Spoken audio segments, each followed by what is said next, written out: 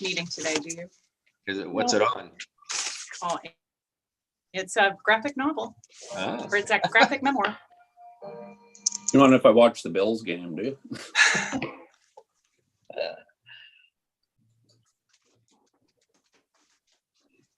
Excuse me, Your Worship, we should be live.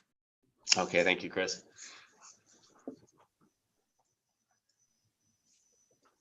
All right, Council, it's 5 o'clock. Time to get down to business. As I indicated earlier, both the Deputy Mayor and Councillor Comey will join us in progress. So I will call this meeting to order.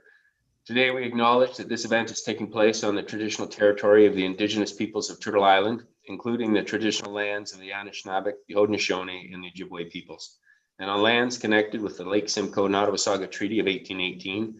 This is the home of a diverse range of Indigenous peoples whom we recognize as contemporary stewards of the land and vital contributors of our society. And with that, I will look for a motion to adopt the agenda, and it is moved by Councillor McLeod and seconded by Councillor Doherty, that be it resolved that the content of the council agenda for October 19, 2020 be adopted as presented. And unless there's any questions or comments, I will call the vote then. All in favor? And that is carried unanimously with the 7 that we have at the moment. Declarations of pecuniary interest. Are there any declarations today? Go ahead, Councillor Berman. Thank you, Mayor Saunderson. I've already filed with the clerk's office. I'll be leaving the computer screen for number Deputation 6.1 from the Collingwood Y. Well, my wife hasn't worked for the Collingwood Y for about 1.5 years. She still works for the YMCA of Simcoe Muskoka. Good. Thank you very much, Councillor Berman. Any other declarations, Council? Seeing none, if you find yourself in that position as we go through the agenda, please let us know. Item number 4, adoption of the minutes.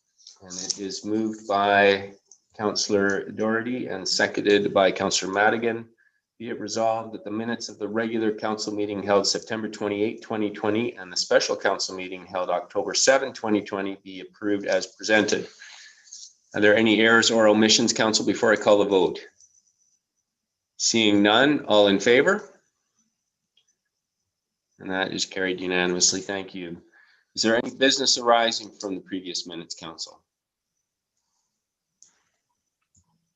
Seeing none, we will move on then to item 5, which is community announcements. And before we get going around the table, I have some very good news. We have been advised by the Simcoe Muskoka District Health Unit that Halloween is a go this year. So they have asked that people wear masks, travel only in your own bubble, respect social distancing, and it's probably advisable for the candy to sit for a day or two to allow the bacteria to die. And that said, we will be looking forward hopefully to a nice October 31st so that our residents and their children can get out for a traditional Halloween. And if you need more information, you can go to the Simcoe Muskoka District Health Unit website, and it has all the recommendations there. And so with that on the books, then I will look to Councillor McLeod. Oh, for community announcements, yes. I have Yes. I have none other than to announce that I will be hiding in my backyard during the trick-or-treating, as usual. Okay. It's those costumes. They're unnerving. All right. And then I think we go next then to Councillor Doherty.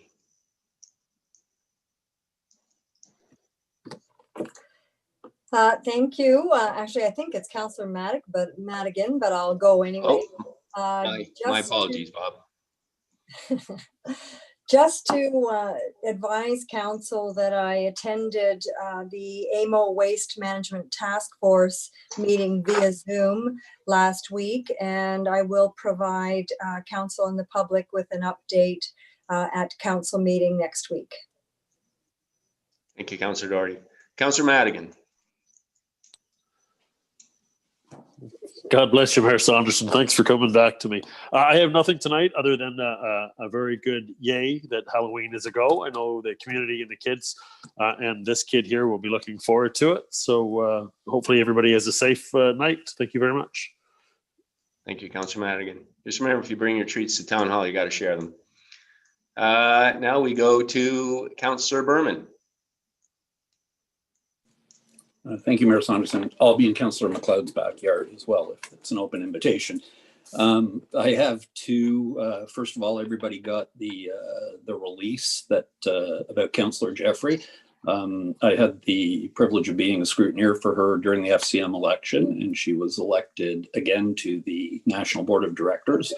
I believe this is her ninth election for the FCM board. It's a one-year term. I would look to possibly the mayor comes around or the CAO to elaborate on the great things that FCM has done that we've been involved in, because you can speak better to it than I can. And a quick reminder that most places, I think, flu shots start this week. I know my doctor's office at Rexall, that's this Wednesday and the following Wednesday, open to the public from 1 to 5. I think I saw something at Shoppers that if you get it there, it's 500 bonus optimum points or something. So for anybody that I hope chooses to get a flu shot, this would be the time to think about where to go. Thank you, Councillor Berman. Good advice. Councillor Jeffrey, the newly re-elected Councillor Jeffrey. Go ahead. Thank you, Mayor Saunderson. Well, first, thank you to Councillor Berman for his remarks, and I would like to thank all the members of council who took the time to become registered voters and participate in the first ever virtual FCM AGM. I was heartened to see the interest. And I would like to thank Councillor Berman for being willing to be my scrutineer. I know Councillor Doherty's been in that role as well. And it's not sometimes the best job because you're going in and not knowing what result you're bringing back. So I appreciate their willingness to put themselves in that position for me. And then also to thank Councillor Doherty and the mayor for their help in terms of campaigning and election propaganda. So with all that, thank you very much. And I'm looking forward to what FCM can do over the next term. Thank you. Thank you. And Councillor Hamlin. Yes, thank you. Just one matter I wanted to raise. The Institute of Southern Georgian Bay is partnering with the Community Foundation Grey Bruce to start a vital conversation series with Next Gen, which they're calling 18 to 30 plus, on the future of work. It being recognized that the next gen is obviously our future, our social entrepreneurs, healthcare workers, teachers, leaders in all fields, and so important to the emerging economy.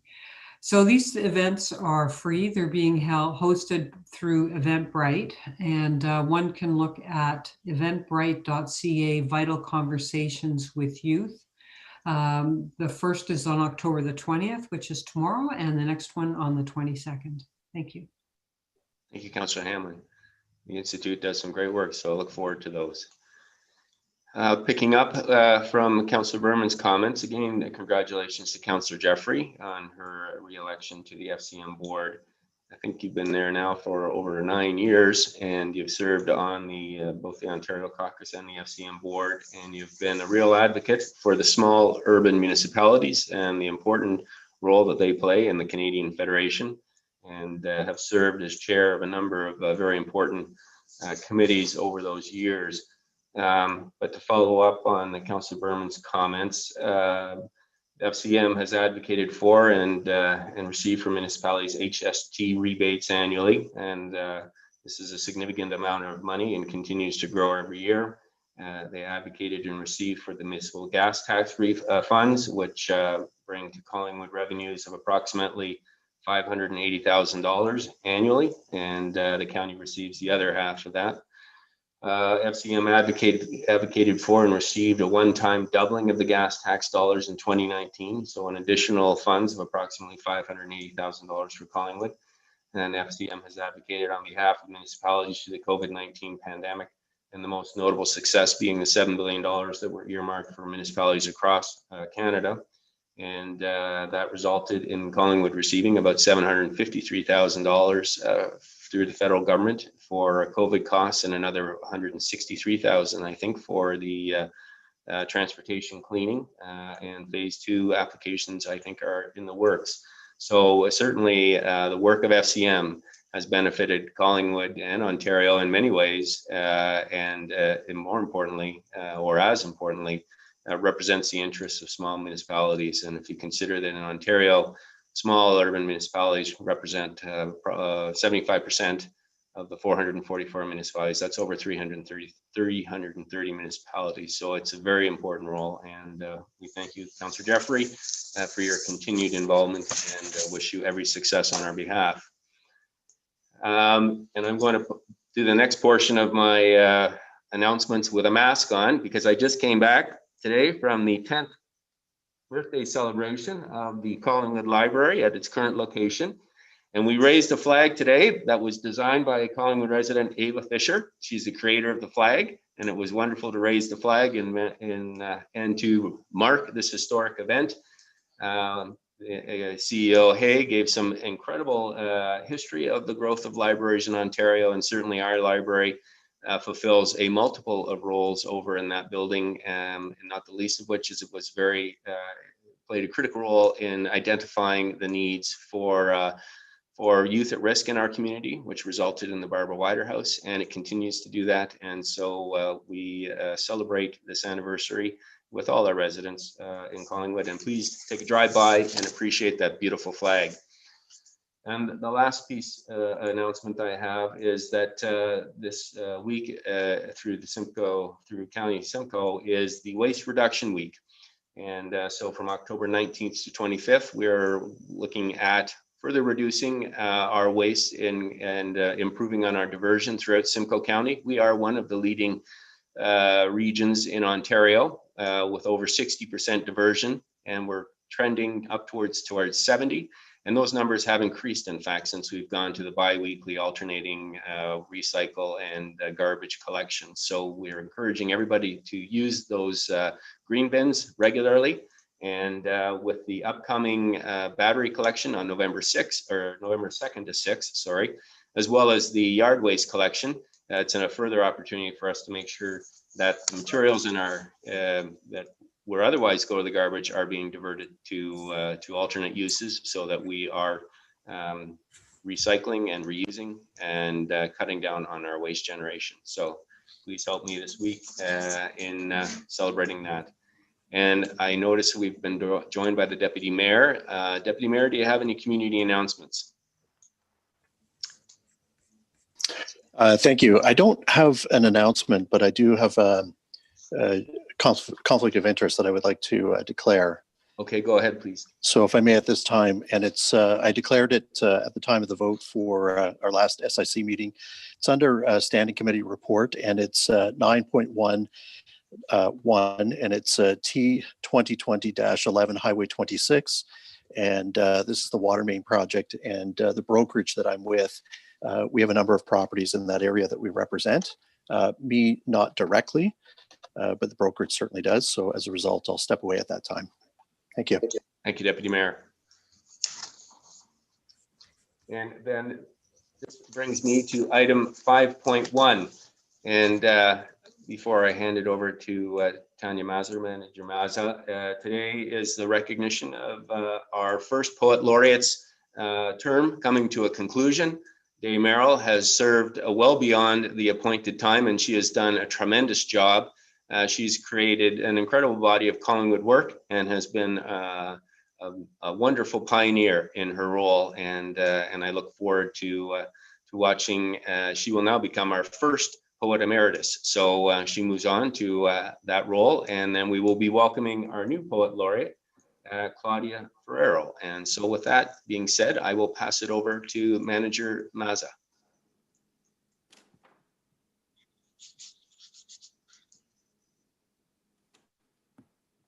Hi, Tanya. Hi. Mayor Saunderson, Deputy Mayor Hall, and members of council, thank you for your support of the Poet Laureate program. I am happy to be here and take part in thanking and acknowledging Day for her service as Collingwood's first Poet Laureate. Day has been the perfect first Poet Laureate for our community. In this new role, Day was able to rise to every occasion and bring a readiness to participate in and craft poems and presentations for a variety of civic and community gatherings. She used her skills in connecting with people and her knowledge and passion for poetry to encourage novice poets of all ages to discover the art form and for seasoned poets to share their poems. Poetry made its way into parks and onto fences and unexpected places and occasions because of Day's tenacity and enthusiasm for the power of words. Thank you, Day. I am pleased you will be Collingwood's first Poet Laureate Emeritus. And before I introduce to you our next Poet Laureate, I believe that Day, who was unable to join us this evening, has an audio message that we'd like to play. Go ahead. Your Worship and Deputy Mayor, members of council and fellow residents of Collingwood, I appear to you today, 2.5 years after starting my term as Collingwood's first Poet Laureate. And what an interesting 2.5 years it's been. We've accomplished so much during this time, and poetry has found a voice and a place all over town in many different forms and locations. Today, it's time for me to step aside and pass the torch on to Collingwood's second Poet Laureate, whom you'll meet shortly. At this point, I'd like to take the opportunity to say thank you to all of you for the support that I've felt throughout my term. I appear today doubly virtually, not only on Zoom, but recorded because today I am in the hospital receiving a hip replacement, one of the many surprises that 2020 has brought, at least to me. So in terms of thanks, so many people have helped this process and made it possible. First of all, I'd like to thank Dean Culver, who really saw and encouraged my vision. Many members of the town of Collingwood staff who supported our various initiatives, in particular, Tyler and his great tech support, and Jen Patterson, who connected me up with children. In particular, I want to take this opportunity to give my greatest thanks to my friend, my fellow co-pilot, Tanya Maza, whose support and encouragement absolutely made this term a blessing and a joy for me. I've written my final poem in honor of her, and it's called Words of a Feather, and I'd like to share it with you now. Words of a Feather for Tanya. To every season, there are birds. Even in the depth of winter, we are not alone. The blue jays announce themselves from the cedars with raucous jay, jay, jay, bright as their blue feathers, while the little chickadees chitter chickadee-dee-dee as they swoop to the feeder. Woodpeckers knock on the door of spring. We hear their rat-a-tats bouncing off the bare birches, while our hearts leap at the first sightings of a robin, head cocked toward the ground, tugging at hapless earthworms, singing cheerily, cheer up, from the yet bare trees. Summer is a cacophony of birdsong, the keening cry of gulls as they wheel over the harbor, the whir of tiny hummingbirds sipping nectar, the liquid melodies of red-winged blackbirds swaying on tall marshland rushes. The song of autumn is one of leaving, none more poignant than the beckoning call of the geese. No longer content to graze on the soccer fields or wheedle cracked corn at the edge of the bay, they are restive now, rehearsing their departure. My earliest memory is of geese in autumn. Sitting in some pram or wagon on the way home from some outing, I heard their dirge and the beating of their wings and looked up to see them forming and reforming V's in the dark sky as clouds scudded across the face of the moon. Struggling to find words my young mind did not yet possess, I merely pointed skyward with my own cry of that. It would be many more seasons before the words I needed alighted and came to roost. But when they did, I welcomed them greedily, eating up each sound and syllable. And when I had filled myself up with enough words for a lifetime, I began letting them go, sending them off into the world as poems. Like the geese, they flew alone for a while, then gathered into a flock. And my time came to use my pen like a beak, cutting the air so that others could fly. Now my words drop back so that new ones can forge ahead. I slip into the vanguard, assured we will keep moving forward. New leadership out in front, supported by fellow words of a feather, who may never head the V, but hold the flock together. The constant, steadfast beating of their wings, what really makes flight possible. Thank you and goodbye.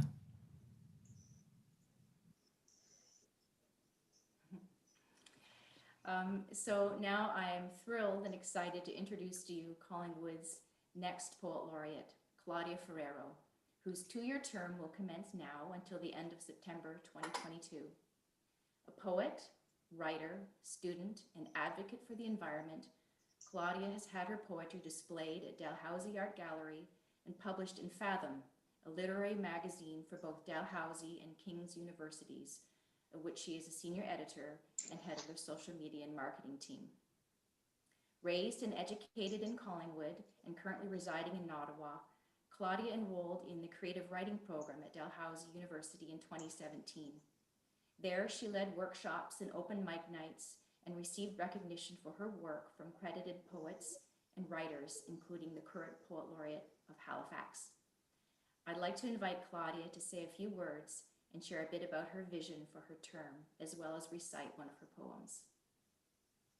Thank you, Tanya. Welcome, Claudia. Thank you. Thank you all so much for having me here. And a special thank you to Tanya and Day for the introduction, and to all the other artists and community members who had a part in electing me for this position. I couldn't be more excited to start my term. The work that Day has done for poetry over the past couple of years is amazing. Growing up here, I always knew that there was poetry all around this town, kind of living in all the nooks and crannies of its beautiful places and the hearts of all its people, but it wasn't always all that visible to me. You really had to go searching for it. And Day has made massive steps in bringing poetry out of the shadows and into the light of our community through her creativity and her dedication. And this is a path that I want to continue on during my time as Poet Laureate. I have been writing poetry really before I knew that there was a name for what I was doing. I loved Joni Mitchell growing up, and I would study the lyrics of her songs for all the metaphors and strange characterizations that they explored. And more recently, as Tanya mentioned, I've been studying poetry in depth over the past 4 years that I've been in the English and creative writing program at Dalhousie University.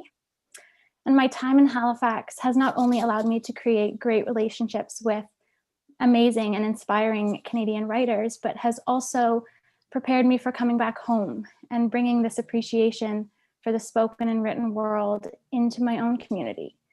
I love this town so much, but I don't think that you can love something properly without taking the time to really examine it and question it and talk to and listen to it. And so I think this is what I'm most excited about in this position, is the opportunity to grow closer to the place that really guided me in my own growing. It feels both exciting and a little bit strange to become this town's new Poet Laureate during a pandemic. It's been a time of a lot of quiet reflection and many new obstacles, but this is exactly the kind of space in which poetry can really do its best work. It always accepts the challenge, and it's my job to accept this challenge right alongside it. So ultimately, I view my role as one that's centered around creating a poetic community and artistic connection in our town. But a lot of the traditional ways of doing so have been put on hold. So I've been spending time thinking about other ways that people and words can connect. And a lot of this happens virtually, like what we're all engaging in right now. And there are so many benefits to this online platform, which brings me to my vision for this 2-year term. I'm focusing on 4 main points of implementation. And my first is a consistent, alive, and youthful online presence through spaces like a new Instagram page and monthly Zoom workshops, because I want people to have an accessible and modern tool, not one that's just restricted to the page. The second is an inclusive and diverse ocean of voices, which means that minority members have an unthreatening place to tell their stories, and non-literaries can really see how playful and unrestricted this art form is. Third, I'm also focusing on nurturing a relationship to the times that we are all living in, largely in relation to the environmental crisis, as a lot of my own work centers around eco-poetry and the ways that installations can work with and not against their natural surroundings. And lastly, I hope to create a physical and long-standing archive of the poetic work that Collingwood will create over the coming years. The form of a chapbook is something that I've been exploring, which allows writers to see their work existing outside of their close inner circles. And this is a process that I view as a significant part in building confidence in writers and centering poetry as a current and fresh artistic mode, rather than one that lives only in dusty old books. Overall, I'm honored to be given this chance to continue to strengthen the written and performative arts in our town. Dave recently told me in conversation that Collingwood, in its formative days, used to host a poetry festival. And I think this is proof that poetry has always existed in our town. It's kind of just up to us to unearth it. And this isn't solitary work.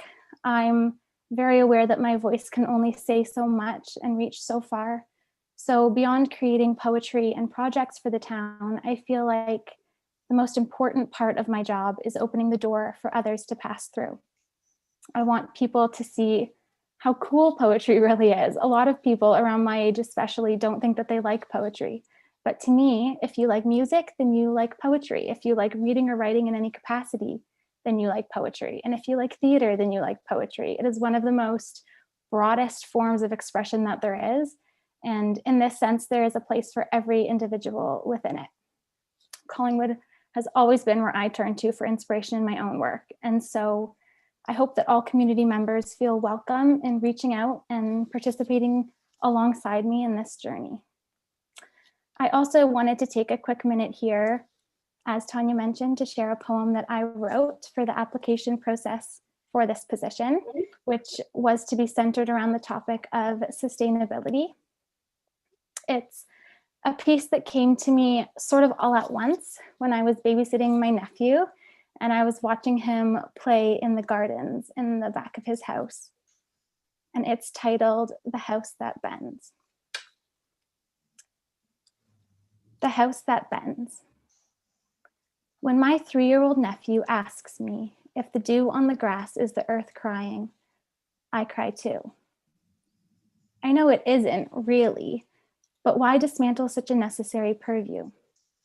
When he bends to dirt level and wipes the tears away, his small hands fretful, I see the dangers of my deciding this is mildew. I wish I still bent like him, asked like him, two-legged seraphim. His conversation with the blade is manless, meatless, maybe pointless, but still he dares to ask if these are drops of joy or sadness. The economics of his speech reside in newness, in novice. One day I know he will teach us all a course in complete silence, lecturing from a hole deep in the earth on intangible progress, making stairs out of the dirt and smiling at their delicious bareness. If a boy can befriend a blade, cannot our artists learn to count? Our bankers to stand and to shout, our teachers to water a single sprout? Cannot our mothers fill milkless wombs with magic? The brotherhood of cops be anything but tragic? Our politicians feel the pea lying beneath their mattress?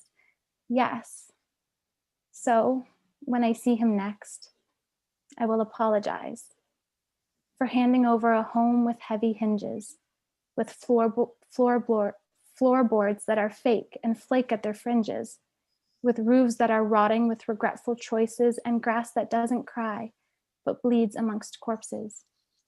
To my nephew, I will apologize.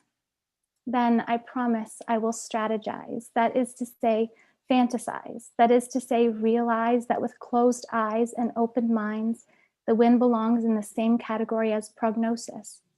She prophesies, has already monopolized, has the choice to blow anywhere and blows here, and that is her greatest sacrifice.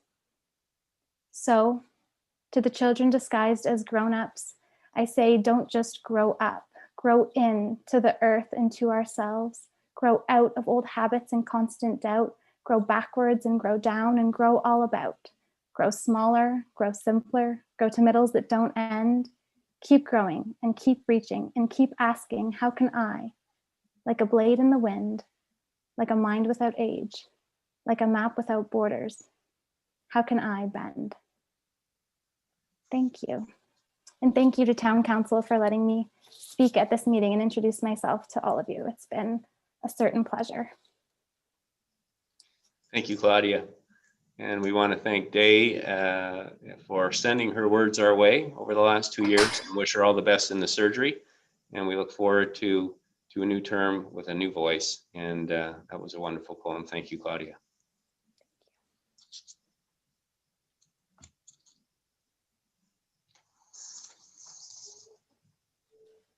And from that, Council, we will move from the arts to the deputations. Item 6.1, the effects of COVID on the Collingwood YMCA. We have Rob Armstrong, CEO, and Nilusha Premasinghe, General Manager on behalf of the YMCA of Simcoe Muskoka, Collingwood. Sarah, can we get Rob and Nilusha? Certainly, Your Worship. I believe we have them joining our meeting now. Welcome, Nilusha. We're just waiting for Rob to join. Okay, thank you.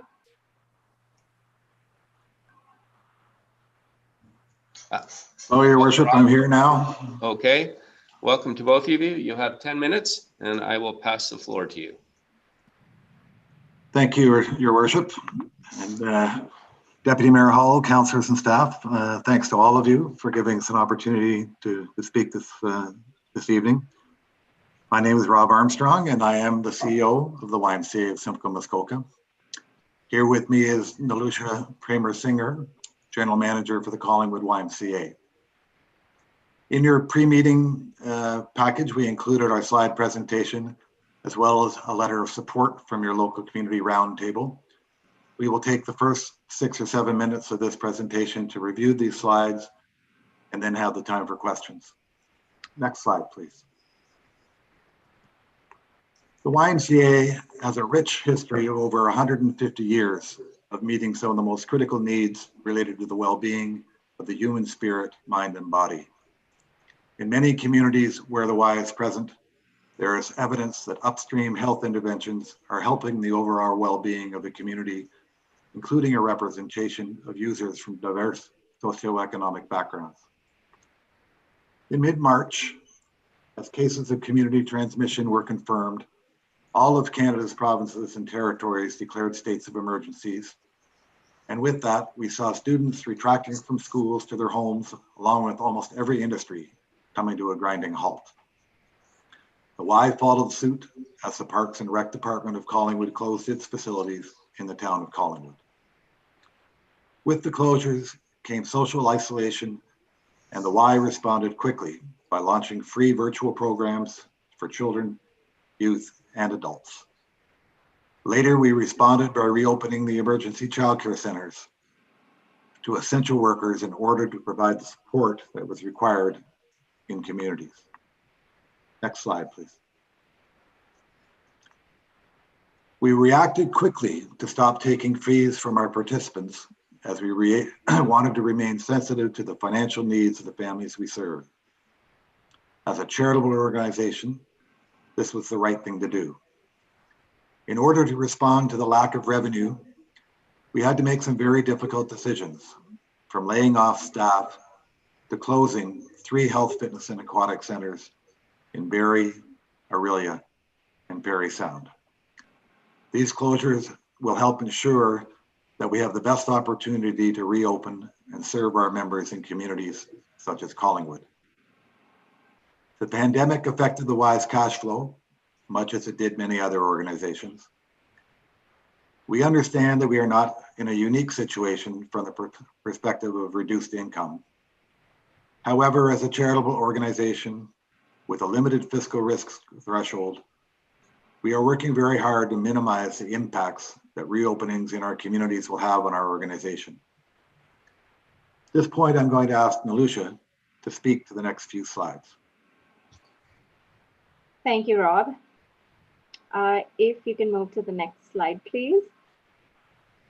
The Collingwood Y has been a social hub, a multi-generational, cultural, and diverse melting pot of contributing to better health and mental health in our community. The Y in Collingwood is also a hub for collaborations. We did try to fit all the organizations that we collaborate with, and I think we got it there.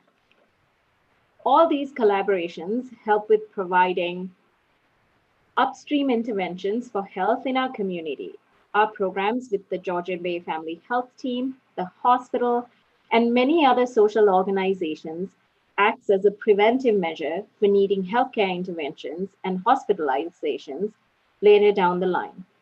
Some of our collaborative partners are the Children's Treatment Network, the hospital, cardiovascular, COPD, and mental health departments, the Town of Collingwood, Georgian Bay Family Health Team, South Georgian Bay Community Health Center, to name a few.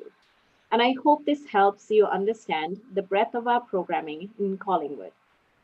As mentioned earlier, we present to you today with having a letter of support from the South Georgian Bay Roundtable. As a collective, the group recognizes the YMCA provides programming and services that are vital to our community. Next slide, please. The Collingwood YMCA is home to over 4,500 members annually and a multitude of visitors and guests to Collingwood and the area.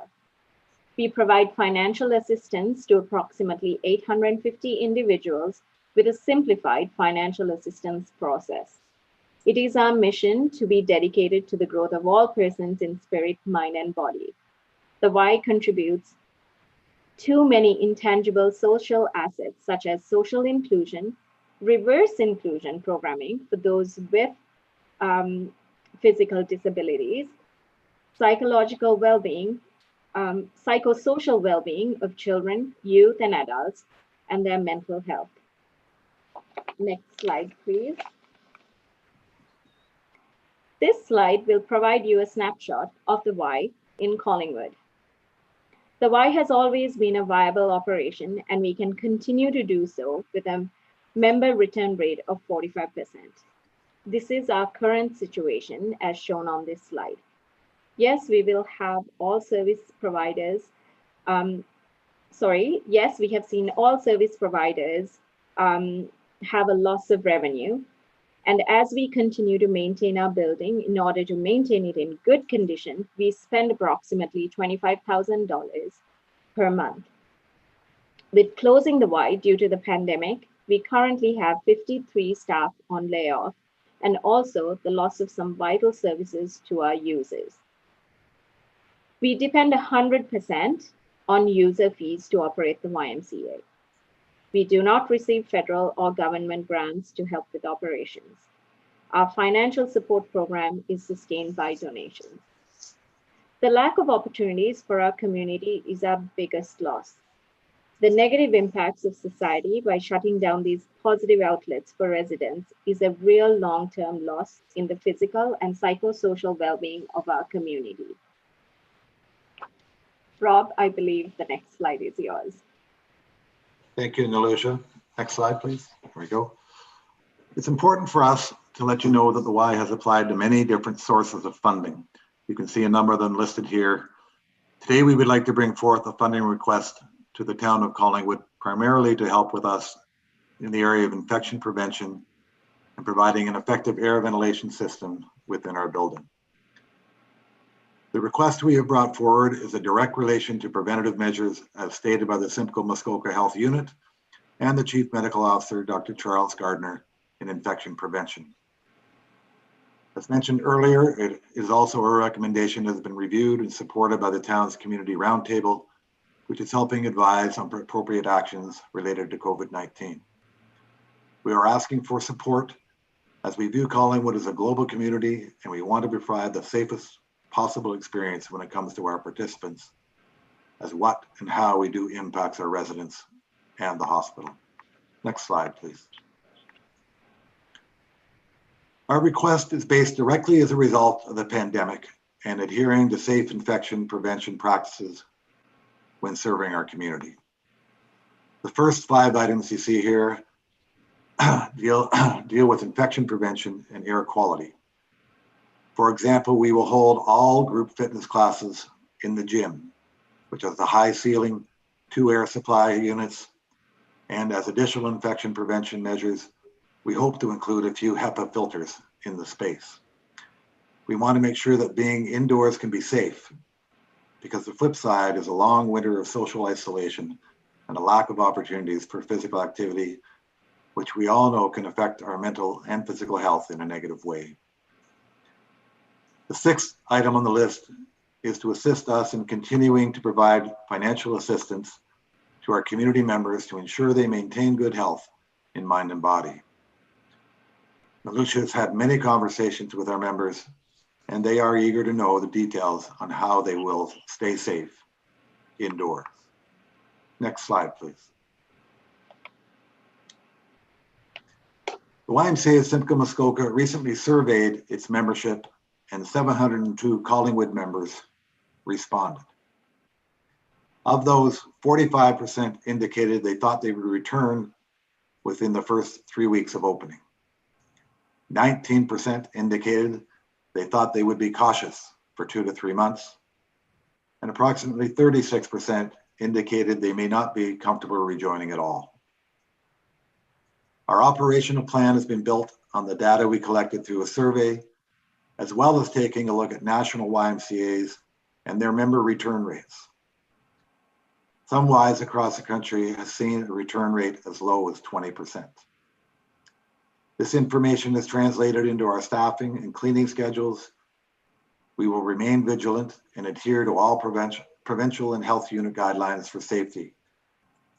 We're taking a phased approach, which we believe is the most responsible path as we navigate the and evolving nature of the pandemic. We are confident that we will provide for many community members the opportunity for health in body, mind, and spirit. We thank you at this time for this opportunity and have time for questions. Thank you, Rob and Nilusha. You made it in there in 9.5 minutes. And I will now open the floor to council. Council, other questions or comments on the presentation? Seeing none. Okay, Deputy Mayor, go ahead. Thank you, Mayor Saunderson. Perhaps through you to either of the deputants.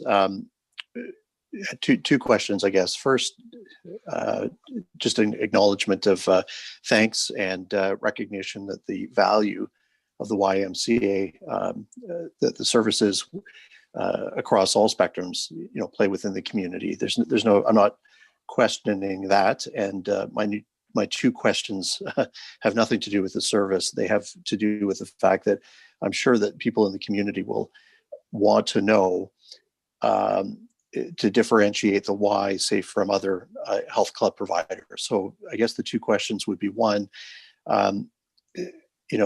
health club providers were given the opportunity to reopen, and many have.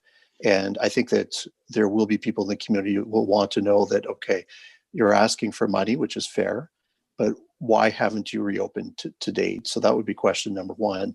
And number 2, when you look at the numbers that you've provided in terms of your estimated returnees, in other health clubs, when they sort of, I'm going to say, turn on the tap, they automatically started to charge again. Will that be the same with the Y, or will it be up to the individual as to when they feel comfortable coming back? So in other words, you're estimating, but you're not in a position, yes or no, to either charge all or those who simply return. Well, maybe I'll take the first question, Nilusha, and you take the second. Okay, sounds good. Why have we not opened already? The answer to that is fairly clear from our end, and that really is related to our own financial situation. We normally have a budget of about $50 million across Simcoe Muskoka. We've lost about $25 million in revenue right now. So we've taken our time to try and make sure that we do this right. We've been following our colleagues across the country. The Ys in Western Canada and Eastern Canada got the green light to open earlier than we did. They have not had. They've had a very slow start. So we have decided that we would wait until we thought the 40% mark that we need in terms of members would be more achievable. We believe that is a time now. We are doing this in phases. Innisfil is opening at the end of this month, and we are hoping to be open in Collingwood in the middle of the month, middle of November. As we said earlier, we've actually closed branches, and that is all based on revenue and declining participation in some of those facilities. So that's why we've hesitated. We think it was the right decision. We think we are much more prepared now than we would have been a couple of months ago. And we understand what we need to do in terms of cleaning and protection to create a safe environment. Nilusha, I'll hand the other one to you. Okay, thank you, Rob. And to answer your question, Deputy Mayor Hull, with regards to our fees, we are taking the approach of informing our members 30 days prior to their payment coming out. So we did send out email and mail notices to all of our members on the 14th of October, giving them 30 days to be able to be ready for the reopening of the YMCA. And if they didn't feel comfortable coming back, they were given two options to either put their membership on hold or to cancel at this point. We felt that was the best approach in keeping with the values of our organization. Follow-up, Deputy Mayor? I don't, other than to say thank you for those two thorough responses. Appreciate it. Okay, and let the record show that Councillor Comey has joined us, and that Councillor Berman, I should have indicated this earlier, has stepped out as a result of his conflict. Councillor, are there any more questions or comments on the presentation? Councillor Hamlin.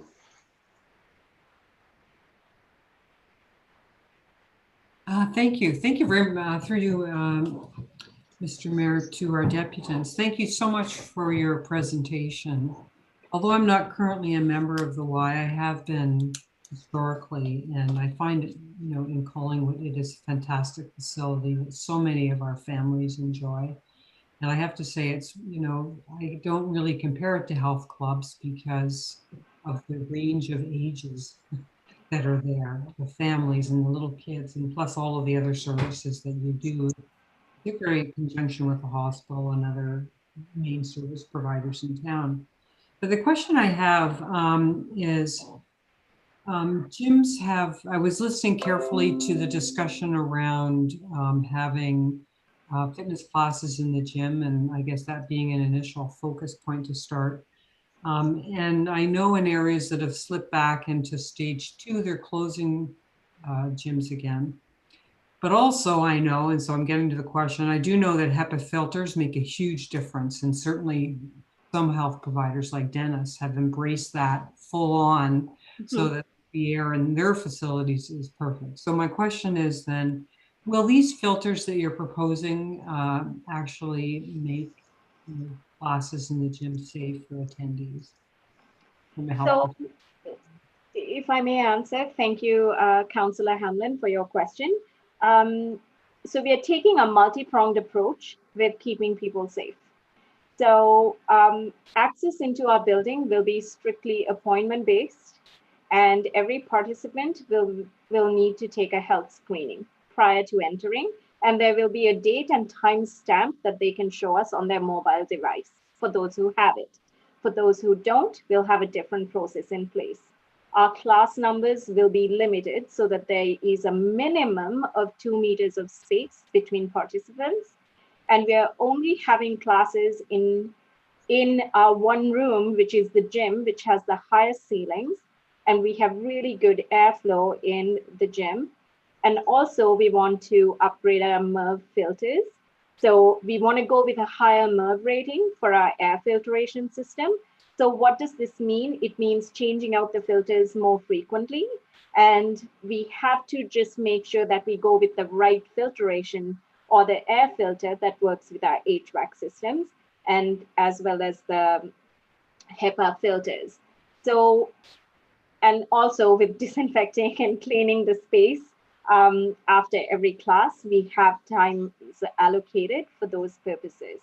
So it's really a whole, as we build our schedules, it's almost like an orchestra, and getting like the flute line right and the drum line right. Like it's just a lot of things that teams that have to come into play to provide this safe atmosphere that we want to achieve for our community members. Okay, thank you. And because this will be also, through you, Mr. Mayor, I guess the comfort that the community will need to come back inside. So thank you for that answer. Thank you. Thank you. Any other questions or comments, Council? Seeing none, I have a question, and I'm wondering, I think you indicated in the slide deck that about 22% of the Y users receive some form of financial assistance. I'm wondering if you can take us through that, those statistics. So basically how we work with that is that we look at LICO numbers for the year, and which are published, and then we create our baseline based on that, and we provide financial assistance to anyone who comes into our building and says, hey, you know what, this is something I can't quite manage right now. And there is a simple process, Your Worship, and they complete a simple form, and we look for a tax assessment from the previous year. If they don't have that, then we look at other information that they can provide us. And anyone who is on, let's say, ODSP gets an automatic 50% fee reduction, because we do know that they're living on a limited income. And it's been really interesting because since I sent all the emails from my personal YMCA email with regards to reopening the YMCA, it's, you know, I spoke to one family and at least been corresponded with one family, and they said, we can't even make the reduced rate work right now. And that's why we included that financial assistance piece in our request to the town of Collingwood, because I think, you know, even for the children to be able to participate in a cohort swim would be great if a family could do that. Thank you. I hope that answers your question. It does. Thank you very much. I'm going to refer to CEO Skinner. Sonia, just from a staff's perspective, what would be the best way to proceed on this matter? Thank you, Your Worship. And we have been looking at the presentation, and I know that the YMCA has talked to the Social Services Roundtable already, and we do appreciate that they've gone through that part of the process, because it was one of the things that the COVID Economic Recovery Roundtable had suggested would be an important step in advising council about whether, whatever request, not necessarily this one, but any requests that came forward, how it might fit with other social services within the community. And I know because I had a wonderful tour with Nilusha before COVID had started, luckily, about the immense value provided by the YMCA and the positive things that it does in our community. I do think, I would advise that council refer this to staff so that we could have one more chance to review it.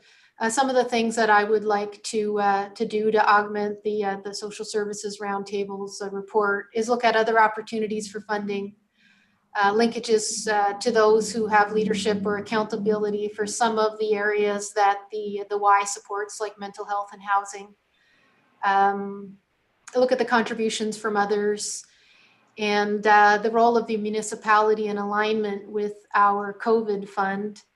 And I know that Collingwood does support the Y already with respect to the provision of the land and the forgiveness of land tax type income from that land.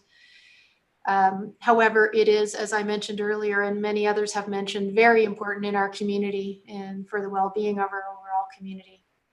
I do note one item that the treasurer has brought to our attention, which is that the COVID recovery fund with a total value of up to 2.5 million, the initial access to that fund that was set up by council for COVID recovery has expired, as the emergency orders themselves have expired at the provincial level.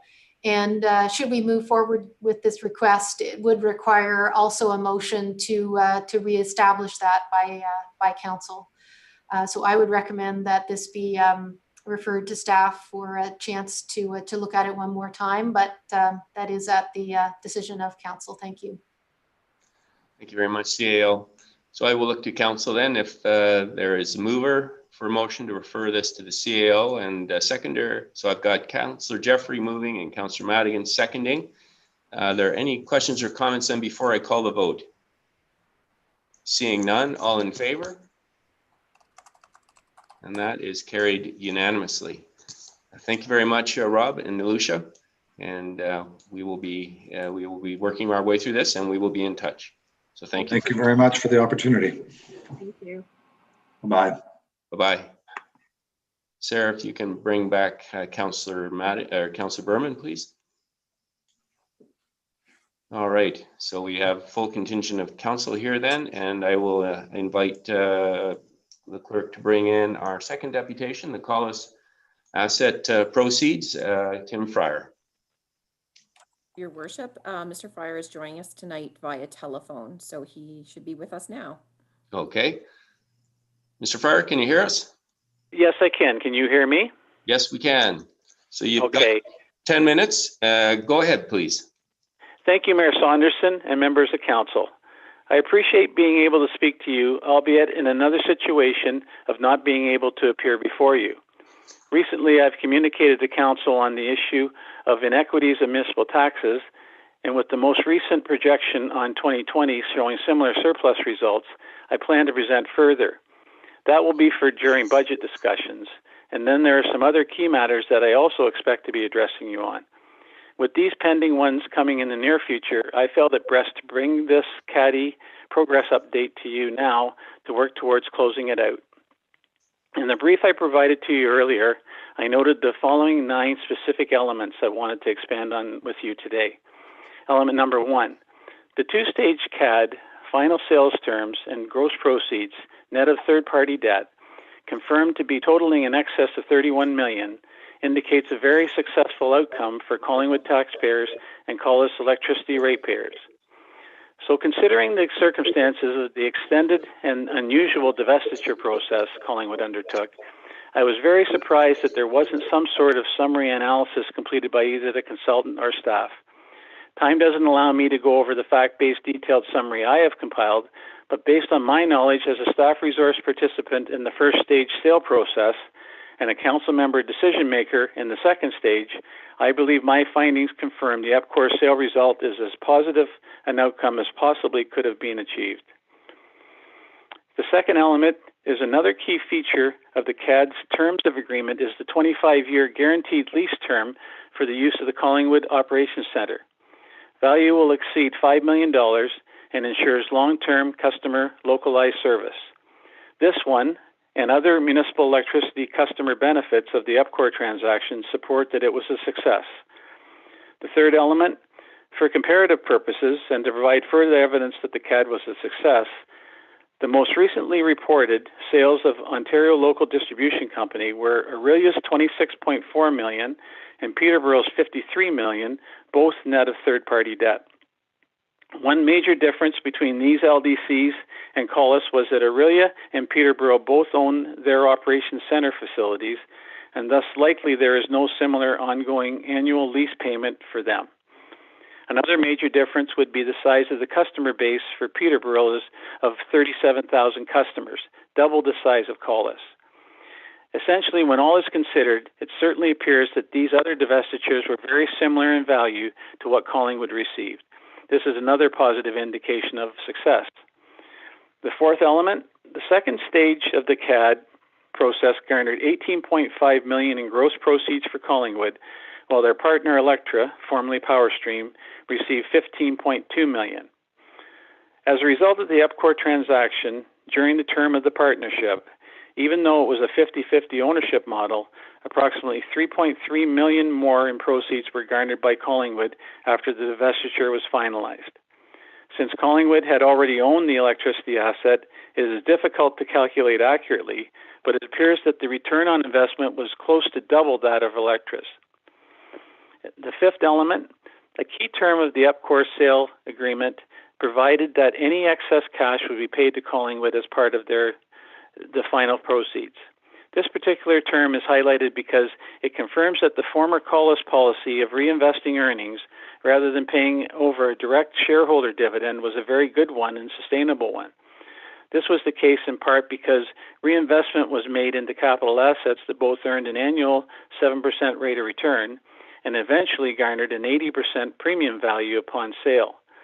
As further evidence of this, last March, RBC Global Asset Management advised Ontario LDCs at their annual general meeting that the growing trend of third-party borrowing to pay shareholders' dividends was not sustainable nor a good long-term practice because it was likely to cause future financing problems. Another reason for noting about it is that my research, I found that my clarifications about this and related matters were never incorporated into the consultant's Collus report documentation. Thereby, any reader of that document would not see the corrected information. That leads into my sixth element. The CADI process revealed a lack of publicly available sales-related data or a summary analysis. During the process of attempting to examine the pertinent sales agreement information, it was concerning for me that either formal request processes were required or there just weren't certain pieces of detail that I would have thought would have been completed. The seventh element, the CADI process could not finalize the why questions that had developed during the sale process. During my participation in the two stages of the divestiture process, as part of my due diligence consideration, I developed some why questions. I did this partly from a Collingwood seller's view, but also in regards to trying to understand what each ultimate purchaser's overall goals could be. The one overarching question that is still outstanding for me is why EPCOR so strongly targeted the purchase of Collus Powerstream. I have concerns, and that is the central reason why I have continued to approach council and staff numerous times that there should be public access to the Community Liaison Committee meetings. I have been informed, though, that these meetings are closed meetings so that there can be confidential discussions, which I again submit to council doesn't make any sense. As an eighth element, the CADI process to date has not fully completed the required work to determine exactly how the $31 million of sale proceeds have been utilized by councils. As we all understand, the CAD transaction process is the largest transaction Collingwood has ever undertaken.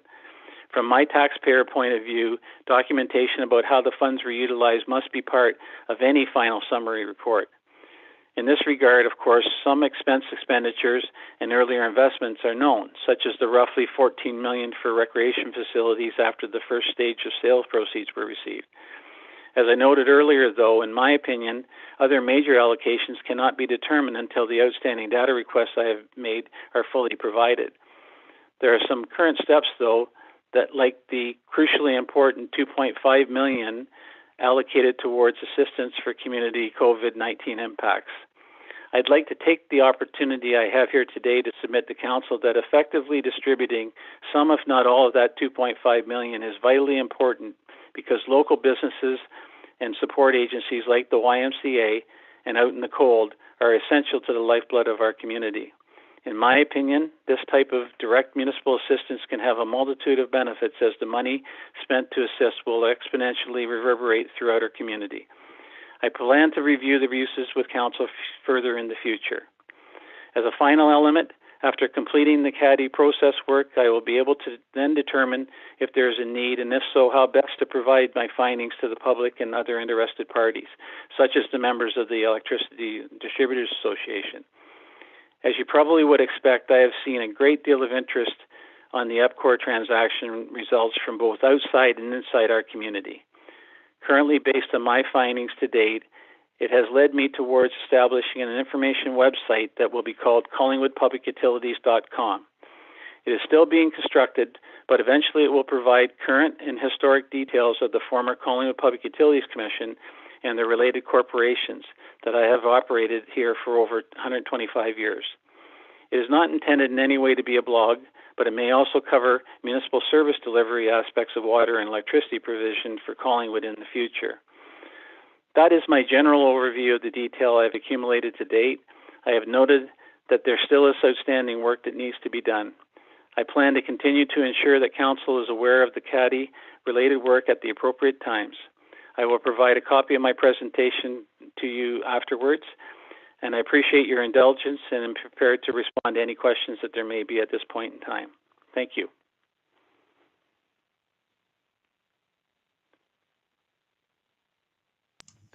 Thank Hello? you, Mr.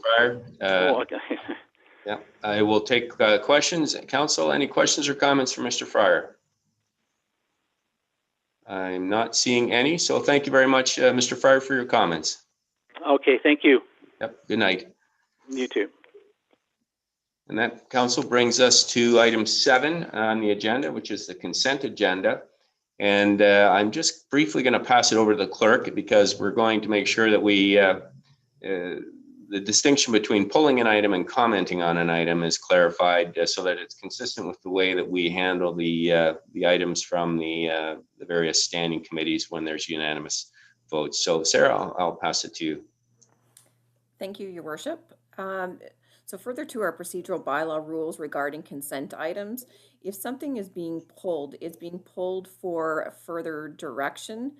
So once the motion goes on the floor, council members, if you want to speak to any of the items that are on there, you're welcome to while the motion is on the floor. And then once it's carried, again, if there's something that was being pulled, there was a requirement to advise the CAO and myself 24 hours in advance of the meeting. So I can confirm at this point, I don't have a request for an item to be pulled for different direction. However, any member is welcome to speak to any of the items on the consent agenda during the motion deliberation. Thank you, Sarah. So just for clarification, if a council member wants to comment on a specific item in the consent agenda, they can do that while the motion's on the floor. And then if they wish to pull an item to change the direction or make a motion of some form, that would be pulled. That would be constitute pulling, and that we're looking for 24 hours notice to staff prior to that happening. That is correct. Okay, thank you, Sarah. So with that being said, it is moved by Councillor Comey and seconded by Councillor Madigan. Be it resolved that the general consent agenda, having been given due consideration by council, be received. There are 8 items. 7.1 is a proclamation, Child Care Worker and Early Childhood Educator Appreciation Day, October 22nd, 2020. 7.2, Solicitor General letter re anti-racism initiatives and the Anti-Racism Directorate. 7.3 is Township of North Glengarry capital expenditures under the Safe Restart Agreement. 7.4, Province of Ontario. Ontario supports small Main Street businesses with $60 million in funding through PPE grants. 7.5 is Minister of Municipal Affairs and Housing, letter re the Helping Tenants and Small Businesses Act of 2020. 7.6, Clearview Township redonation to Out of the Cold program. 7.7, NVCA board highlights, September 25, 2020. And 7.8 is a Minister of Municipal Affairs and Housing, letter re Safe Restart Agreement, Municipal Operating Funding Stream. And there is a motion prepared for that item, so it will be pulled afterwards. Council, are there any items that you wish to comment on prior to calling the vote? Councillor Doherty. Thank you, Worship. I am sure I, along with other members of council, were happy to see the very detailed letter from the Solicitor General in regard to the province's anti-racism initiatives. And among those initiatives, it was flagged that there would be diversity and anti-racism training that would be required among police services staff and police services boards. And so I guess through you to the CAO, I was wondering if our police service board has received that training, and if not, if it has been scheduled. CAO Skinner. Thank you, through you, Your Worship, to Councillor Doherty. Excellent question, and we were really pleased to see that this this training will be provided. And however, Stephanie Hochran, our Police Services Board Administrator, did talk to the ministry today, and they have not yet scheduled the courses to be offered. So we can't sign up yet, but we'll be actively watching that that this training be provided as soon as it is available. And I did have a question earlier today about whether council could also take that this training. And I would certainly follow up and see if that is possible as soon as it's offered. It would seem to also be a good opportunity for council. Thank you. Thank you, CAO. Thank you. Thank you. Council, any other items to be pulled before I call the vote? I quickly had two, and one is 7.4, Province of Ontario supports small Main Street businesses and 60 million in funding through PPE grant. My understanding is that extends beyond just PPE grants, and I'm wondering, CAO Skinner, if you could maybe comment on the programs that are available. Thank you, Your Worship. Yes, I thought that the letter, the title of that PDF as it arrived to us might not have been as good a story as the letter itself is. It talks about a number of things the province is doing to help with small businesses. And so the PPE recovery grant is a good addition and expands what RTO7's been offering to our tourism related businesses. So far, we haven't had a huge amount of uptake on this, but we hope the broader program is more appealing. Crossed my mind that I was wondering if something like the YMCA could get in on something like that. There's also enhanced funding that you had already heard about for our Small Business Enterprise Center. And then some interesting things related to the green initiatives. The quote in the letter is enabling community net metering demonstration projects, and a mention of net zero and community microgrids, as well as talking about further supporting restaurants with extended takeout provisions and options. So it seems like the province has, through this, been looking at PPE and a number of other things, not unlike the leadership from our own council and COVID economic recovery task force to support our businesses. So that's a good read for anyone that's interested in the province's programs. Thank you. Thank you very much, CAO Skinner. And the last item I had is 7.6, which is Clearview's donation to the Out of the Cold program. And Deputy Mayor, I'm wondering if I can get you just to give us a brief update as our SCADA representative. I think there's some good news there as well. Thank you, Mayor Saunderson. The correspondence that is on the consent agenda is specifically from Clearview Township and their contribution of $1,000. The Out of the Cold program gave a deputation to this council earlier in the summer, in which, and I don't have the numbers in front of me, so I'm just, bear with me, I'm going to round off, but let's call it 18,000. I know it was more than that, to which our staff recommended half in contribution. So we put up $9,000, and we then sent correspondence to our neighboring municipalities, including the Blue Mountains, Clearview, and Wasaga Beach. This letter outlines the contribution from Clearview for $1,000. The Blue Mountains have kicked in 3,000 plus. And there have been 2 other contributions, and I just want to make note of these. One of them is a private donor in the amount of 2,000. And hearing that there was going to be a potential shortfall to get this program up and off the ground, the employees at EPCOR came forward and made a sizable contribution or donation in the amount of $4,000. That filled the void and brought the total sum up and exceeded by a few dollars the total amount required. So this will allow for the Out of the Cold team to move forward with a consultant. We're looking forward to, or they're looking forward to having a report coming back to them in March of 2021. And I'm sure that that report will be shared with us as well as our neighboring municipalities. And again, the genesis of this is to not only identify the need, but really it's the best potential practices moving forward as it relates to a permanent shelter within our community. I think we all acknowledge that there is a need. That is not what's at issue. What's at issue is how do we best move forward so that we can ensure that we are being proactive in supporting our most vulnerable within the community, while at the same time operating an efficient and financially viable shelter program. Thank you. Thank you, Deputy Mayor. All right, Council, unless there's any other questions or comments, and I'm going to call the vote on receiving the consent agenda. Oh, Councillor MacLeod, go ahead. Thank you, Mr. Mayor. Through you to the Deputy Mayor, and I heard the delineation of where the funding came from, and yay, I think that's an important piece of business that, or piece of work that needs to be done in our community. Obviously, this council supported it, not just morally, but also financially. And I didn't hear you say whether there had been a response from the town of Wasaga Beach.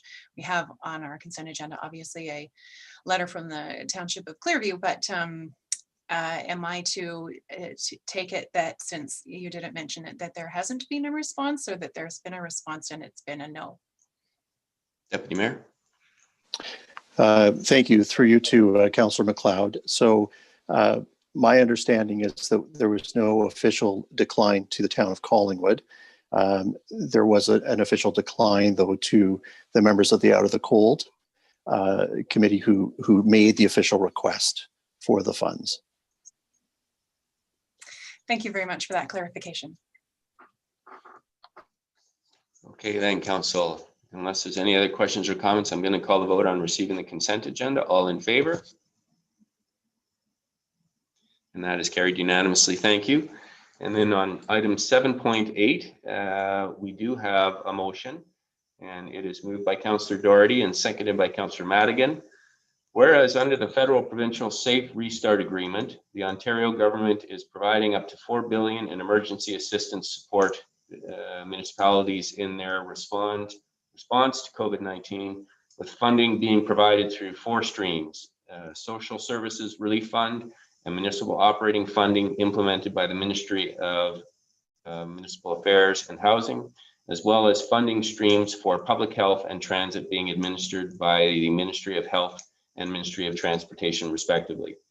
And whereas the town of Collingwood received $753,000 during phase 1 of the municipal operating fund stream to assist with managing 2020 COVID-19 operating impacts, and have since experienced financial pressures that exceed the phase 1 financial allotment as COVID-19 continues to impact our operations and services provided to the public.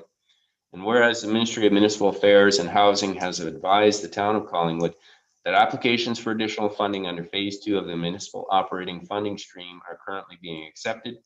Therefore, be it resolved that council continues to experience 2020 COVID-19 financial pressures and request further financial assistance under phase 2 of the municipal operating funding stream, and direct staff to complete and submit the required application prior to the deadline of October 30, 2020. Council, are there any questions or comments on that before I call the vote? Seeing none, all in favor? That is carried unanimously. Thank you very much. And that brings us to item 8, reports and minutes of other committees. And we have a motion moved by Councillor Berman and seconded by Councillor Jeffrey that the minutes of the following boards be hereby received and recommendations contained therein be approved. 8.2, Collingwood Public Library Board minutes, September 24, 2020, and the Joint Special Police Services Board, Collingwood and Town of the Blue Mountains minutes of meeting September 23, 2020. Are there any questions or comments on these minutes before I call the vote? Seeing none, all in favor? Councillor Comey, go ahead, please. Thank you so much, Mr. Mayor. I apologize. We're going to see if Councillor Doherty was going to follow up on this. So I apologize. It's about the library board minutes, and I didn't have time today to bring this up with our CAO, Ken, but is it contained in here? Are we saying the library is completely doing away with overdue fines for materials? I just wanted to see if I was understanding that correctly, please. I think there was an email to Councillor Doherty on that, but I'll look to CEO Hay for that. Go ahead, Ken. Your Worship, through you. Yes, there was a motion at the last board meeting to do away with fines altogether. As you probably recall, we eliminated fines for the remainder of this year just because of COVID and because it was hard for people to get things back. And it would have been a real headache trying to sort out when things were returned and what people owed. And we just thought it was a goodwill gesture to get rid of them. However, having said that, I have had some of my staff have been pressuring me or lobbying me for years to get rid of library fines. This is kind of a trend that's been moving through the library world where fines were seen more as a barrier to service than as a way of getting books back on time. The problem we found is that when people started to get a lot of library fines, they just stopped coming to the library. And so we lost patrons and we also lost books because they never came back. So the proposal was to get rid of library fines, but not to sort of not penalize people who weren't bringing materials back. If they had overdue materials that were 3 weeks overdue, we would freeze their accounts and they wouldn't be able to sign anything else out until they brought their books back. And if it was 6 weeks overdue, we would assume the item was lost, and then we would ask people to pay the replacement value and we could go out and buy a new book or something like that. We're not the only library that's looking at this. Other libraries in Simcoe County are also talking about this with their library boards. Barrie's already decided to go ahead and do it. Hamilton's done it, Calgary's done it, Edmonton's done it.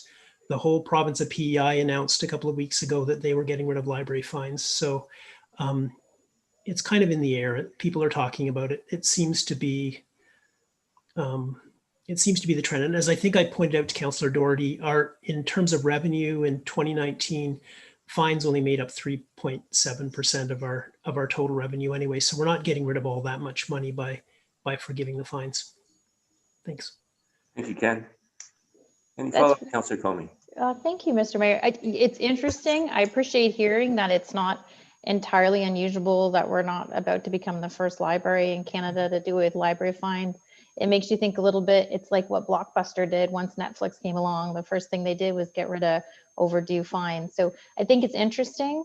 I always thought it was clever how the library did food for fines as a way of helping out the food banks. I'm sure you and your wonderful staff will find an equivalent. So I just thought it was really interesting. Thank you. Thank you. Let's hope our library that's celebrating its 10th anniversary does a lot better than Blockbuster coming up in the next 2 years. Thank you very much, Ken. You're welcome. Thank you. All right. Are there any other questions or comments, Council, before I call the vote? Seeing none, all in favor? And that is carried unanimously. Thank you. And that brings us to item 9, a standing committee report. and it is the Strategic Initiative Standing Committee. So it's moved by Deputy Mayor Hall and seconded by Councillor McLeod. Go ahead, Deputy Mayor. Yes, you're item, right. Yeah, thank you. If I could have it, the one item pulled out so I can vote on the others. Yes, I will. So we'll pull out item T 2020-11, Highway 26. We'll proceed with the balance, with the motion as it is, and then you can recuse yourself and we will call the vote on that item separately. So then moved by Deputy Mayor Hall and seconded by Councillor McLeod. The council received the Strategic Initiative Standing Committee report from its meeting held October 7, 2020, and hereby approve the recommendations contained within the report as presented. CCS 2020-7 Foundation Collingwood, recommendation to apply the information and potential processes contained herein when considering the establishment of Community Foundation in early 2021, which would require the use of a portion of the legacy funds. T 2020-13 Significant 2021 Preliminary Operating Budget Request, recommendation to bring forward all of the discretionary budget requests provided in the next phase of the 2021 budget process. PRC 2020-10B City Application, recommendation to support the creation of a working group with the goal to submit an application for becoming a B City. NBCA Draft Budget Booklet, recommendation to direct staff to review the 2021 NBCA budget and share any comments with the NBCA and council prior to the deadline. And declaration to join the Coalition of Inclusive Municipalities, recommendation is to join the Coalition of Inclusive Municipalities, endorse the common commitments, and develop or adapt a unique plan of action. So motions on the table, and unless there are comments or questions about an item, go ahead, Councillor Hamlin. Thank you, Mr. Mayor. I just have a comment, and it's with respect to the first item, which was the Foundation Collingwood. At the Strategic Initiatives Committee, we heard from a deputant, Ms. Roshouse Morrison, and then based on her comments, I had took to bring a motion forward on this item. I just really wanted to bring council up to date that I did have a further discussion with Ms. Morrison, and there's no need to bring a motion to deal with this item. In fact, what Ms. Morrison indicated to me was that was her intention to have further discussions with the Institute of Southern Georgian Bay with a view to convening a visioning exercise so that our staff could perhaps attend, and as our council could, with some expert facilitators. And she even had a title that she shared with me. It was Financial Innovation to Meet Community Needs. So there'll be more on that, I'm sure, in the weeks to come. But I just wanted to say that that excellent staff report, I had no changes to it. Thank you. Thank you. Council, any other items you wish to comment on? Seeing none, I will call the vote then. All in favor? That is carried unanimously. Deputy Mayor is going to step out. So we will deal with item T 2020-11, Highway 26, Beechwood Road Water Main Project. And it will be moved by Councillor McLeod and seconded by Councillor Comey. The recommendation is to proceed with allowing property owners to opt for a lump sum payment, 5-year payment plan, 10-year payment plan, or 15-year payment plan. Council, any questions or comments before I call the vote? Seeing none, all in favor? That is carried unanimously. Thank you. Sarah, if you can let the Deputy Mayor know, please.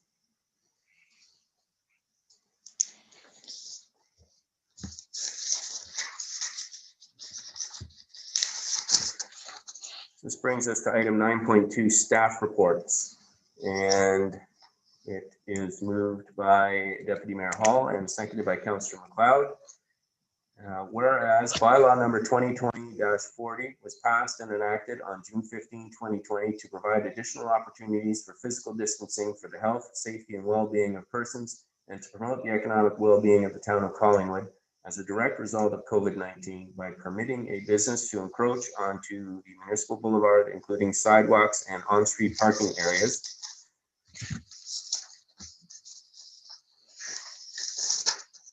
And whereas permits were issued under the bylaw allowing businesses to use the sidewalk and on-street parking area for the sale of merchandise or a patio expiring October 31st, 2020.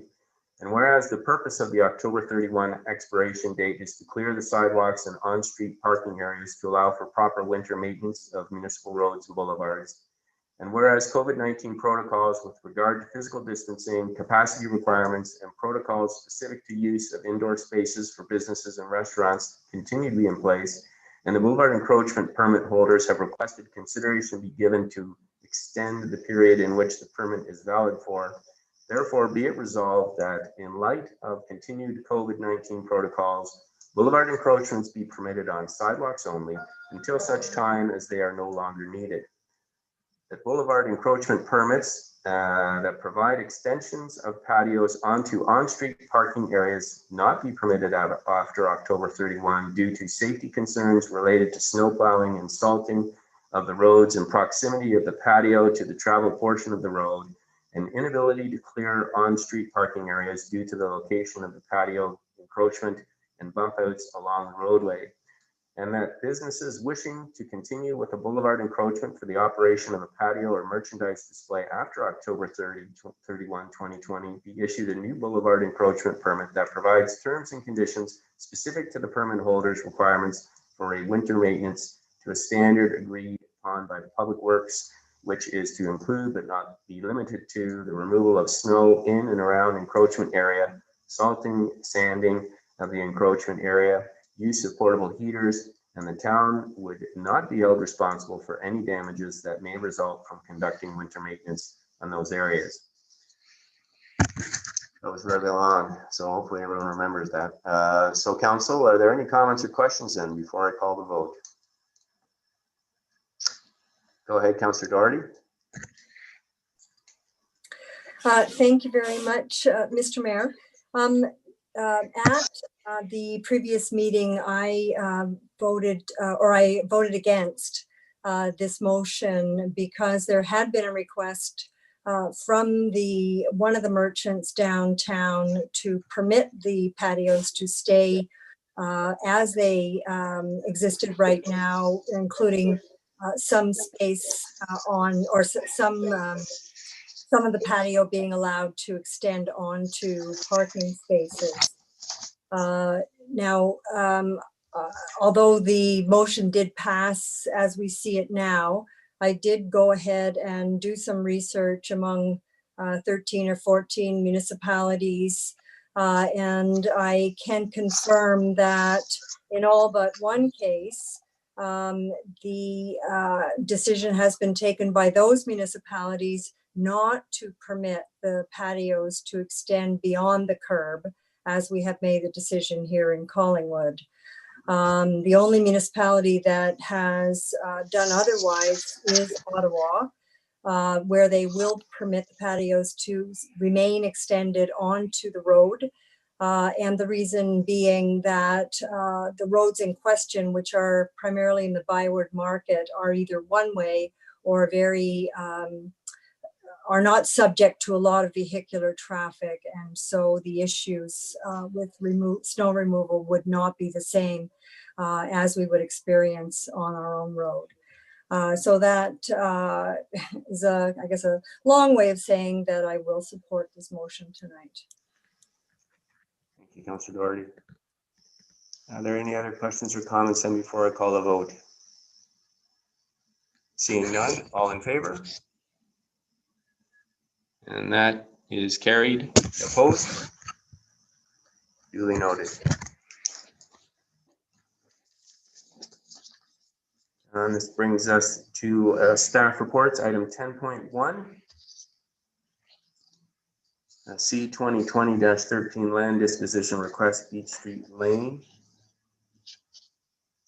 And it is moved by Councillor Doherty and seconded by Councillor Berman that staff report C 2020-13 be received and council herein declare the lane located between 59 and 69 Beach Street, Plan 227, property identifier number 58286-0041, as surplus to the needs of the municipality, with the intent to stop up and close the lane for public use and sell it to an adjacent property owner. And further, that staff prepare and provide the necessary notice to the public and adjacent property owners for the intended sale and closing of the lane. Council, are there any questions or comments on this item before I call the vote? Seeing none, all in favor? That is carried unanimously. Thank you.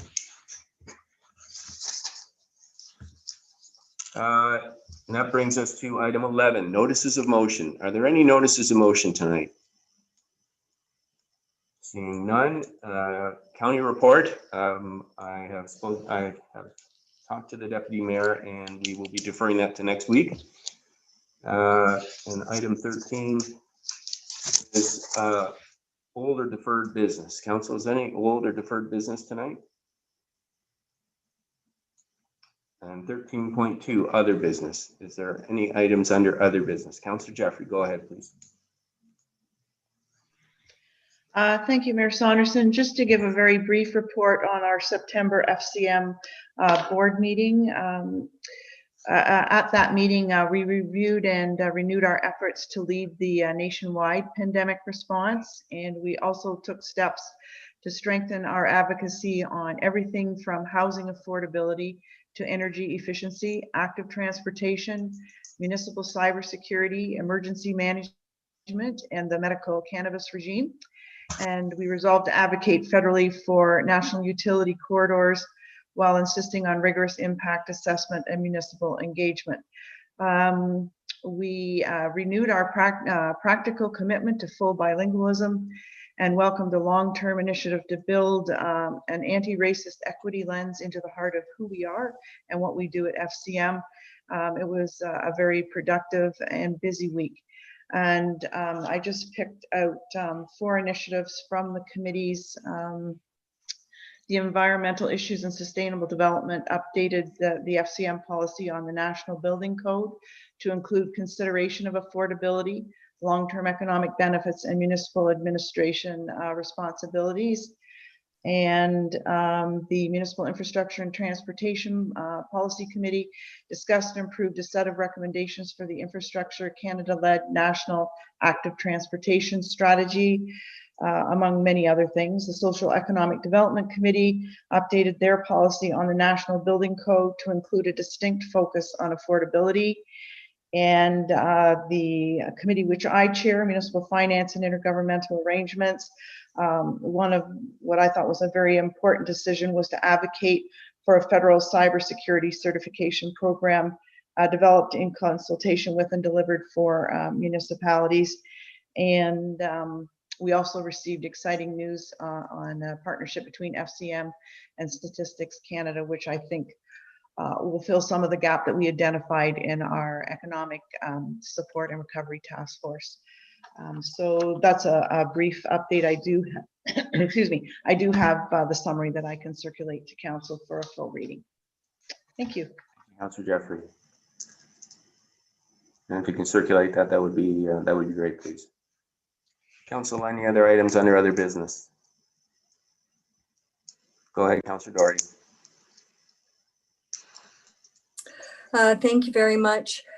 This weekend, I was approached by some residents who continue to have concerns about short-term accommodations in their neighborhoods.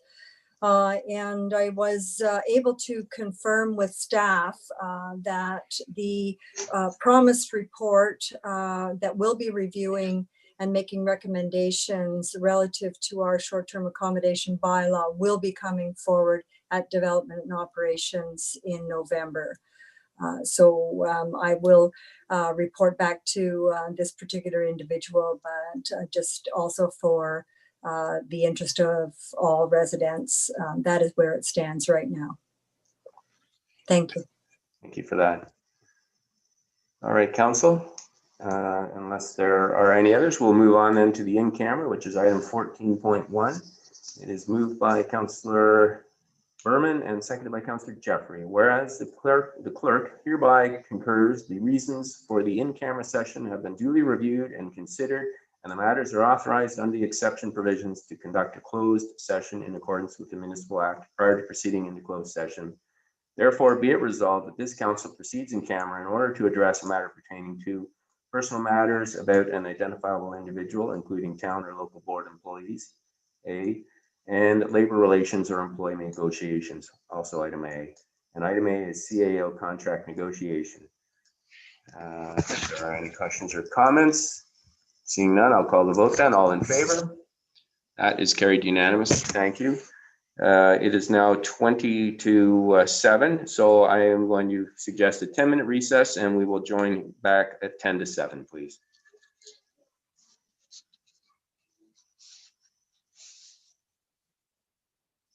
Be it resolved that council rise from in camera and return to public session at 7:26 p.m.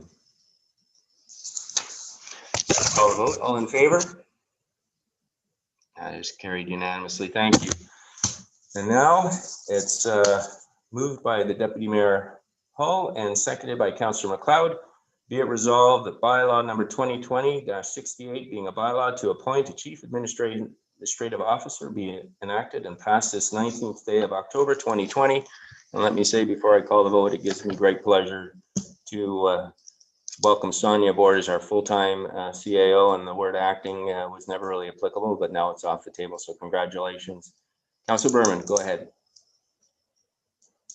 Thank you, Mayor Saunderson. Can I ask for a recorded vote, please? Sarah, I'll leave it to you. Thank you. A recorded vote has been requested on the bylaw. All those in favor, please raise your cards. Yes. Thank you. All those That is opposed? unanimous. Unanimous.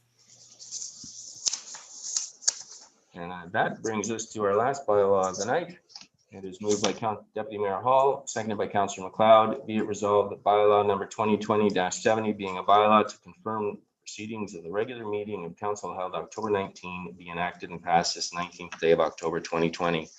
And I will call the vote. All in favor? That is carried unanimously. Thank you very much, everyone. And good night. Thank you, everyone. We'll need a motion to adjourn, sorry. Oh, that too. Councillor Jeffrey. Thank you. All in favor?